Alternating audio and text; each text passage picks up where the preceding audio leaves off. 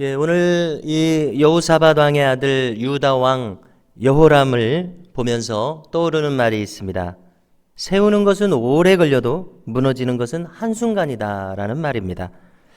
어떻습니까? 비교적 경건한 왕이었던 할아버지 아사 왕, 그리고 보다 더 뛰어나게 경건하고 많은 업적을 세웠던 아버지 여호사밧 왕. 이 두 왕들이 있었는데 그 왕을 이어서 아들 여호람이 패역한 왕이 되었다는 사실입니다. 우상 숭배자 왕으로서 뒤를 이었다는 사실입니다. 얼마나 안타깝습니까?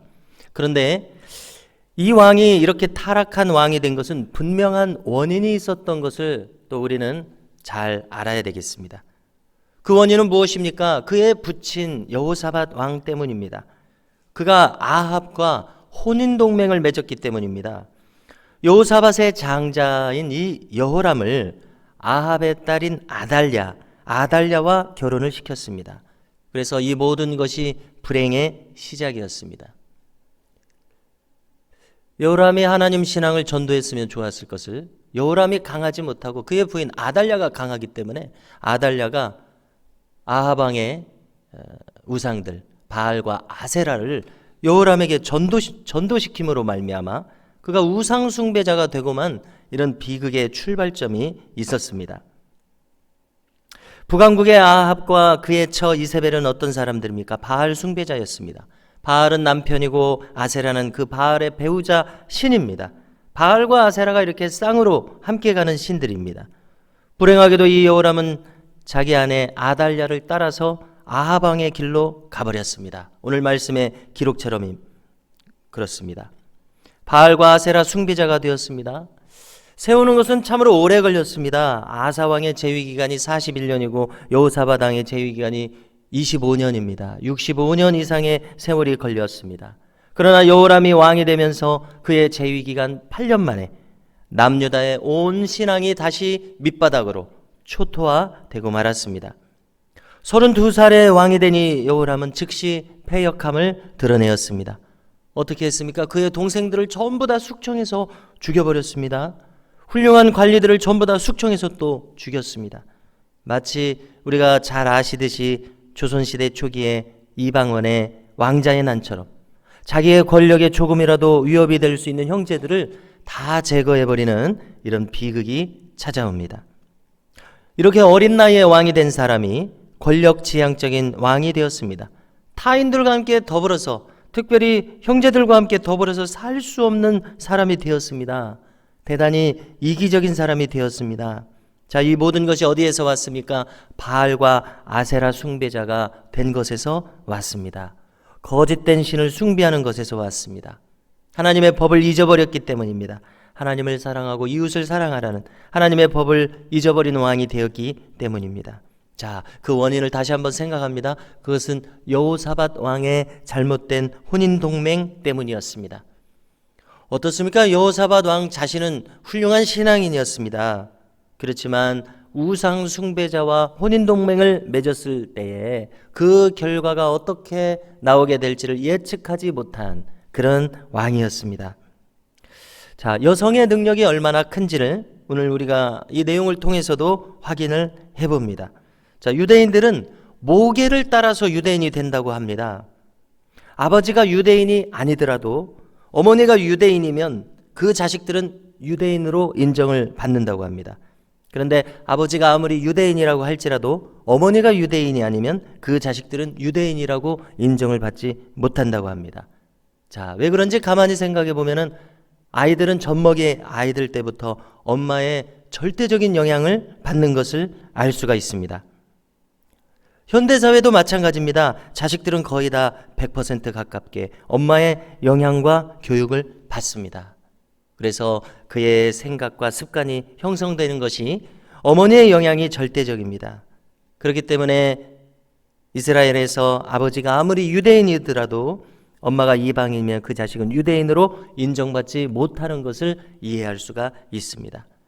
자, 오늘 본문의 이 여호람 왕이 딱 그런 경우라고 생각이 됩니다.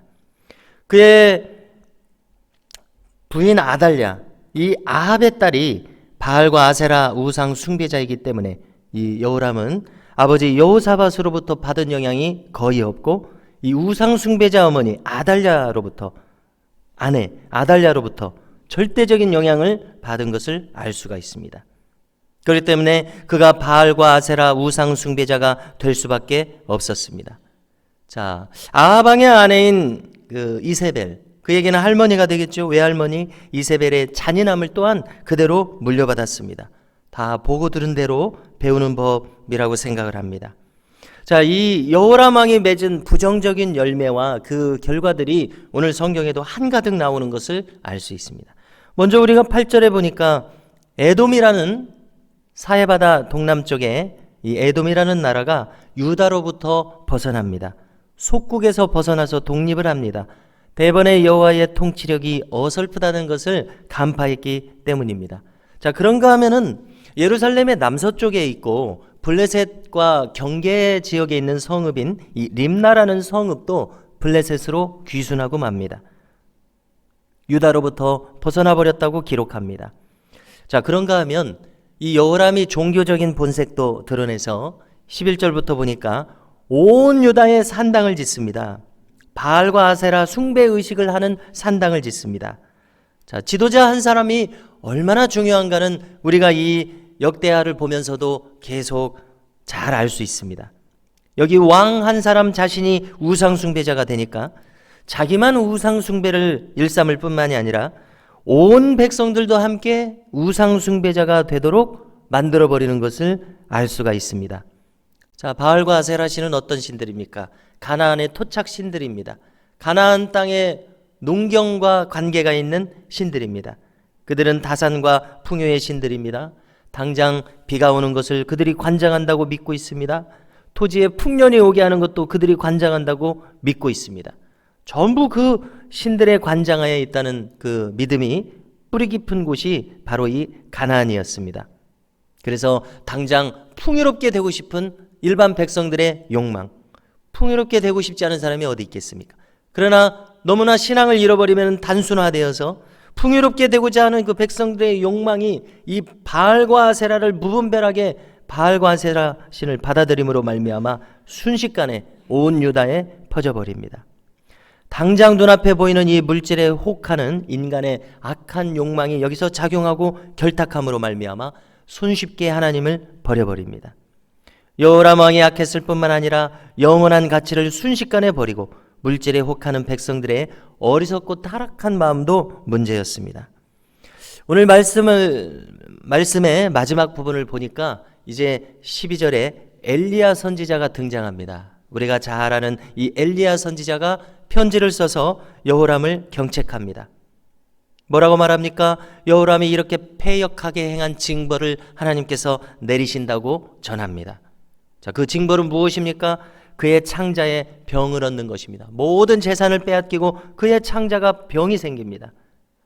모든 질병이 하나님의 징계라고 말할 수는 없습니다. 그러나 어떤 질병은 하나님으로부터 징벌로서 옵니다. 중병이 들어가지고 결국 이 창자가 배 밖으로 나올 것이라고 예언합니다. 얼마나 참혹합니까? 마치 사도행전 12장 23절을 보면 우리가 비슷한 상황을 읽어볼 수 있습니다. 세례 요한을 죽이고 예수님을 십자가에 달리게 했던 헤롯 안디바, 헤롯 대왕의 아들이죠. 이 헤롯 안디바가 죽었을 때와 비슷합니다. 읽어드리면 헤롯이 영광을 하나님께 돌리지 아니하는 고로 주의 사자가 곧 치니 충이 먹어 죽으니라, 이렇게 기록되어 있습니다. 충이 무엇입니까? 벌레입니다. 벌레가 먹어서 죽었다. 사람이 어떻게 벌레가 먹어서 죽겠습니까?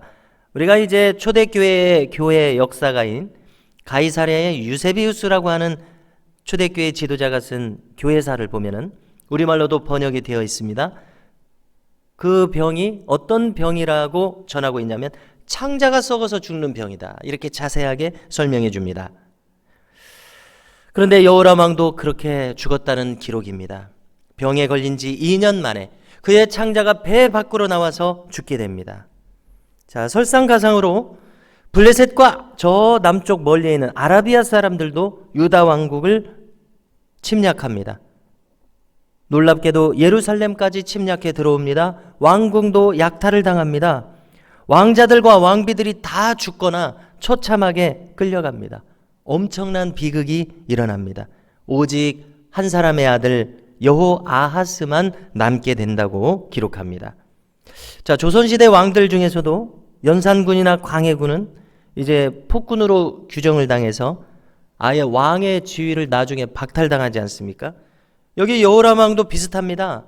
왕의 묘실에, 조상들의 묘실에 장사 지내기는 하지만 백성들이 그에게는 분향하지 않았다고 기록합니다. 무슨 뜻입니까? 왕으로 인정하지 않겠다는 것이죠. 이 왕한테는 분향하고 싶지 않은 것입니다. 백성들로부터 외면받는 왕이었습니다. 죽을 때도 자기 가족들 아무도 없이 쓸쓸하게 죽었다고 기록합니다. 우리는 이 여호람의 비극이 어디서 왔는지를 다시 한번 점검해야 되겠습니다. 어머니의 역할이, 아내의 역할이 얼마나 중요한지를 알아야 되겠습니다. 물론 아버지의 역할도 중요합니다.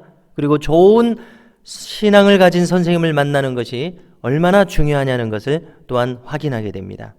자, 이 자리에 있는 저와 우리 모든 성도님들께서는 어떤 분들입니까? 가정의 신앙의 지도자들이십니다. 교회의 신앙의 지도자들이십니다. 선생님들이십니다. 지금 우리가 만나는 후배들과 교우들과 자녀손들에게 좋은 선생님이 되도록 부름을 받았다는 사실을 우리는 꼭 명심해야 되겠고, 그런 귀한 자리로 부름받았다는 자긍심을 가지실 수 있기를 바랍니다.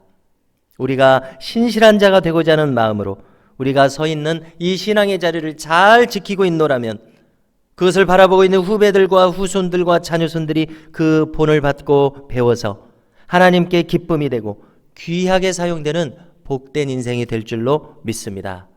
이와 같은 은혜가 우리 모두에게 충만하게 임하시기를 간절히 소망합니다.